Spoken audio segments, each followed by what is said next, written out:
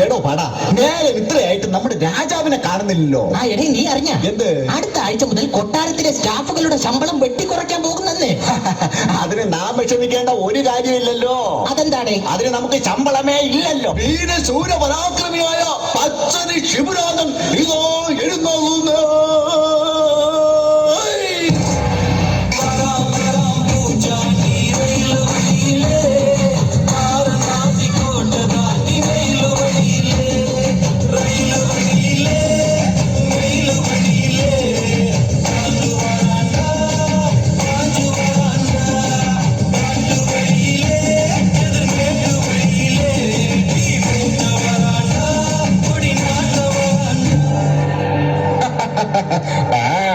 ഈ വണ്ടി കൊണ്ടുപോയി പാർക്ക് ചെയ്യൂ. രാജാവായ നാം വന്നിട്ട് കാഹളമൊന്നും കേൾക്കുന്നില്ലല്ലോ. കാഹളം മുഴങ്ങട്ടെ. അയ്യോ, ഒരു ഉയരമില്ലാത്ത കാഹളം. അല്ല, ഇതാരും മന്ത്രിയോ? അതെ. മന്ത്രി, എന്തൊക്കെയുണ്ട് വിശേഷങ്ങൾ? ചോദിച്ചത് നന്നായി. രാജൻ, അടുത്ത ആഴ്ച എന്റെ മകളുടെ കല്യാണമാണ്. അങ്ങ് എന്തെങ്കിലുമൊക്കെ തരണം. എങ്കിലും അടുത്ത് വാ, ഒരു ഉമ്മ തരാം. അയ്യോ, അതല്ല, പൈസ ആയിട്ട് എന്തെങ്കിലുമൊക്കെ തരണമെന്ന്. എങ്കിലൊരു 100 രൂപ തരാം. അയ്യോ, ഞാനൊരു 500 പ്രതീക്ഷിച്ചു. ഇവിടെ 500 സോപ്പില്ലടേ, പകരം സൺലൈറ്റിന്റെ സോപ്പുണ്ട്. ഓ, ഇങ്ങെടുത്ത് ചോദിച്ച എന്നെ വേണം അടിക്കാൻ. അമ്മ, എന്താ രാജ അകത്തൊരു വേണം? എടോ മന്ത്രി, തനിക്കറിയാമല്ലോ, എന്റെ സ്വന്തം റാണിയെ അവളെ സ്നേഹിച്ച് കൊതിച്ചിരുന്നതിന് മുമ്പ് അവളുടെ ശരീരത്ത് നീലി എന്ന കൊടിയ ബാധ കയറി. അതിനെ എങ്ങനെയെങ്കിലും ഒഴിപ്പിക്കണം, എന്നാലേ എന്റെ ദുഃഖം തീരൂടെ. രാജൻ, അങ്ങയുടെ ഈ ദുഃഖത്തിൽ നിന്നും കരകയറ്റാൻ ഒരു ഗായകൻ പുറത്തു വന്ന് കാത്തു നിൽക്കുന്നു. എന്താ പേര്? മുഹമ്മദ് റാഫി. ലോക്കലാണോ? അല്ല, ലോക്കലാ.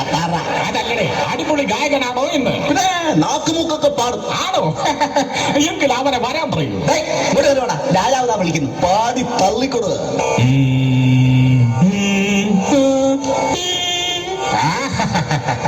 ഞാൻ പറഞ്ഞില്ലേ, മാച്ചത്ത മനസ്സിന് തോലെടുത്ത മേലെ കിട്ടി. നാക്കുമുക്ക് നാക്കുമുക്ക് നാക്കുമുക്ക് നിന്റെ ആക്കടാണെന്ന് വിചാരിക്കരുത്. നീ ആദ്യം പോയി നിന്റെ ഈ നാക്ക് മൂക്കും ഒക്കെ ക്ലിയർ ചെയ്തിട്ട് വാ, എന്നിട്ട് നാക്ക് മൂക്ക് പാട്. നീ എന്നാണ് അവനെ വിളിച്ചോണ്ട് വന്നത്? തന്നെ രാജൻ. വാച്ച് പൊട്ടിച്ചറിഞ്ഞ? അയ്യോ, പൊട്ടിക്കല്ലേ രാജൻ. പൊട്ടിയതെല്ലാം ഒട്ടിച്ചു കൊടുക്കപ്പെടും, പൊട്ടിയതെല്ലാം ഒട്ടിച്ചു കൊടുക്കപ്പെടും. ആരുടെ ആക്കടന്ന് വിളിച്ചു പോകുന്നത്? കേട്ടില്ലേ, പൊട്ടിയ സാധനങ്ങളെല്ലാം ഒട്ടിച്ചു കൊടുക്കപ്പെടുന്നു. എങ്കിൽ അവനെ ഉടനെ വിളിക്കൂ. ഇങ്ങോട്ട് കരുവാടാ. പൊട്ടിയ സാധനങ്ങളെല്ലാം ഒട്ടിച്ചു കൊടുക്കുമല്ലേ? പൊട്ടിയ സാധനം എന്തുണ്ടെങ്കിലും അപ്പോൾ ഞാനത് ഒട്ടിച്ചു കൊടുക്കും. എങ്കിലിതാ, ഈ സാധനങ്ങളെല്ലാം പെട്ടെന്ന് ഒട്ടിച്ചിങ്ങിതാ. ഇതെന്തും കഴിഞ്ഞ ദീപാവലിക്ക് നാം പൊട്ടിച്ച കുറെ പടക്കങ്ങൾ നീ പെട്ടെന്ന് ഒട്ടിച്ചു തന്നാലേ അടുത്ത ദീപാവലിക്ക് നമുക്കിത് പൊട്ടിക്കാൻ പറ്റൂ. അവനെ പോരാ, പൊട്ടിച്ചതെല്ലാം ഒട്ടിച്ചു കൊടുക്കുന്നവൻ നമ്മോടെ കളി.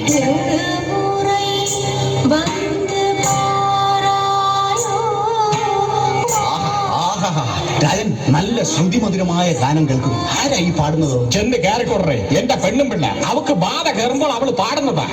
ബാധ കൂടുമ്പോ ഇത്ര മനോഹരമായിട്ട് പാടാൻ പറ്റുമോ? പിന്നെ ഇപ്പൊ എനിക്കൊരു കാര്യം മനസ്സിലായി. എന്തോന്ന്? ബാധ കൂടുന്ന പിള്ളേരാണ് ഈ പാട്ടിന്റെ റിയാലിറ്റി ഷോയിൽ പങ്കെടുക്കുന്നതെന്ന്. രാജൻ, രാജൻ, എന്താണ് കിടന്ന് വിളിച്ചു പോകുന്നത്?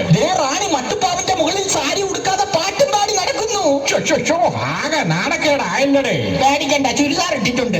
സമാധാനമായി. എടോ, ഇങ്ങനെ പോയാൽ ശരിയാവില്ല. ഇതിനെന്തെങ്കിലും ഒരു പരിഹാരം കണ്ടേ പറ്റൂ. ഞാൻ ആലോചിച്ചിട്ട് ഒരൊറ്റ പരിഹാരമേ ഉള്ളൂ. എന്താ അത്? ഒരു കാര്യം ചെയ്യാം. ജാഗരം കണിയാരെ വിളിച്ച് റാണിയുടെ മോദം ഒന്ന് നോക്കിച്ചാലോ? എന്തോന്നെ? അല്ല, മോഹന കണിയാരെ വിളിച്ച് റാണിയുടെ ജാതകം ഒന്ന് നോക്കിച്ചാലോ ഒന്ന്. എങ്കിൽ എത്രയും പെട്ടെന്ന് അയാളെ നമ്മുടെ മുമ്പിലിട്ട് കത്തിക്കൂ. രാജൻ, അപ്പൊ വല്ലടെ എത്തിക്കാൻ ഉത്തരവ് പോലെ.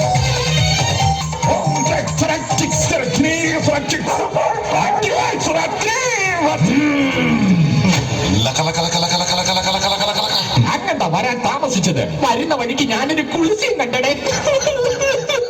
കുളിസിയും കണ്ടതിന്റെ താരത്തിനാണോ കരയുന്നത്? പിന്നെ ചത്തവനെ കുളിപ്പിക്കുന്നത് കണ്ടാൽ നിന്ന് ചിരിക്കൂ. എന്റെ പൊന്നു ഗുരു, എത്രയും വേഗം എന്റെ ഭാര്യയുടെ ദേഹത്ത് കൂടിയിരിക്കുന്ന നീലി എന്ന കൊടിയ ബാധയെ അങ്ങ് ഒഴിപ്പിച്ചു തരണം.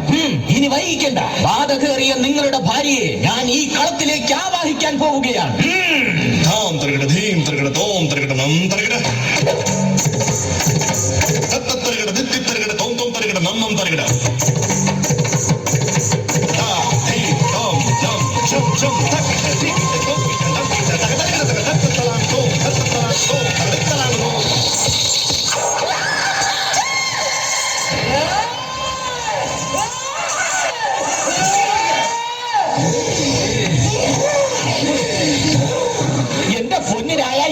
കയറിയതൊന്നും അല്ല. റാണിക്ക് വലിവിന്റെ അസുഖമുണ്ട്. കണ്ടില്ലേ നിന്ന് വലിക്കുന്നത്? ഇത് വലിവല്ല, ഇത് ഞങ്ങളുടെ ഒരു സ്റ്റൈലാ. ഞാൻ നീലി, ഞാൻ ചോപ്പൻ. കണ്ടില്ലേ ചുവന്ന ഡ്രസ് ഇട്ടിരിക്കുന്നത്? കളിയാക്കണ്ട, എങ്കിട്ട് വിളയാടാതെ എനക്ക് രക്തം വേണം. ഇതെന്ത് ഭാഷയാണ് രായ ഈ പറയുന്നത്? എന്റെ പൊന്നു മന്ത്രവാദി, ഇതാണ് കുഴപ്പം. ഇടയ്ക്കിടയ്ക്ക് അവള് തമിഴ് പറയും.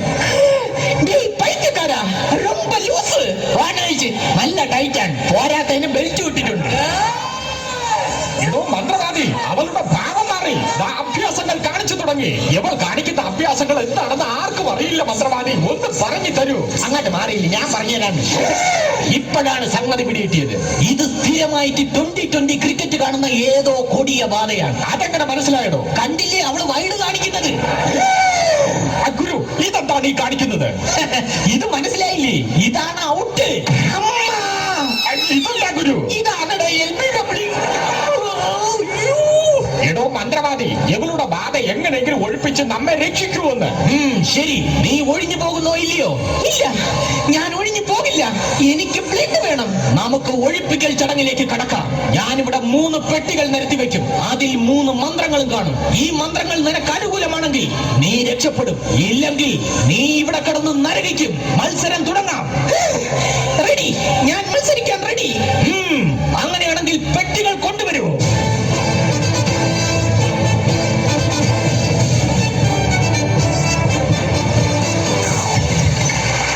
ഇനി നിനക്ക് ഇതിൽ നിന്നും ഒരു പെട്ടി സെലക്ട് ചെയ്യാം. സെലക്ട് ചെയ്യൂ. പെട്ടി നമ്പർ 2. പെട്ടി തുറക്കൂ. ചാമ്പക തോട്ടത്തിൽ വള്ളി പറിക്കാൻ പോയി. ഇതാണ് ഈ പെട്ടിയിലെ മന്ത്രം. നീ രക്ഷപ്പെട്ടിരിക്കുന്നു.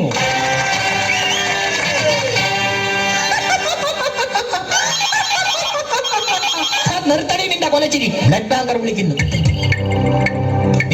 നീ ഇപ്പോൾ ഈ ദേഹം വിട്ടു പോയാൽ നിനക്ക് 3 കുപ്പി ബ്ലഡ് തരാമെന്നാണ് ബ്ലഡ് ബാങ്കർ പറയുന്നത്. It is deal or no deal? No ഡീലി.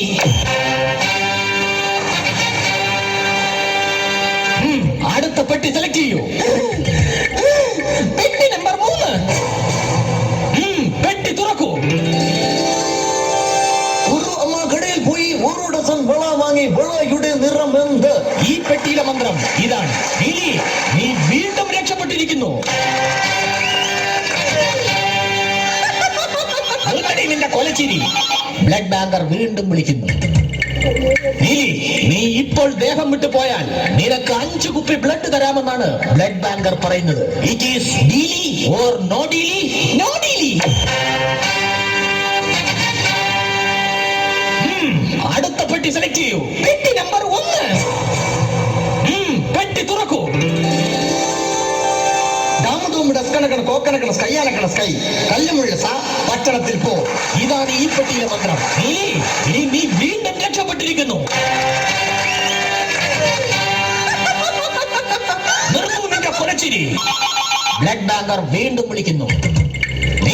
നീ ഇപ്പോൾ ഈ ദേഹം വിട്ട് പോയി കഴിഞ്ഞാൽ നിനക്ക് 10 കുപ്പി ബ്ലഡ് തരാമെന്നാണ് ബ്ലഡ് ബാങ്കർ പറഞ്ഞിരിക്കുന്നത്. It is deal or no deal? സൂക്ഷിച്ചു വേണം ഉത്തരം പറയാൻ, കാരണം ഇനി എന്റെ കയ്യിൽ പെട്ടികളില്ല.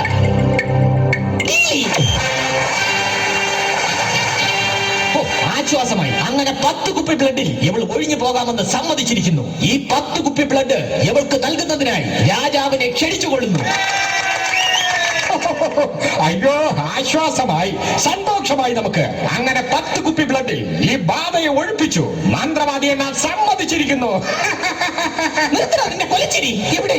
എനിക്ക് തരാമെന്ന് പറഞ്ഞ 10 കുപ്പി ബ്ലഡ് തരാൻ. നിനക്ക് 10 കുപ്പിയല്ല, 50 കുപ്പി ബ്ലഡ് തരാം. എവിടെ? എന്തിനടി ഞാൻ തരുന്നത്? നിന്റെ മുമ്പിലല്ലേ ഇരിക്കുന്നത്. ദാണ്ടെ ഇരിക്കുന്ന ഈ മന്ത്രവാദി. നീ മൊത്തത്തിൽ അങ്ങ് ഡീൽ ചെയ്തോ? എടാ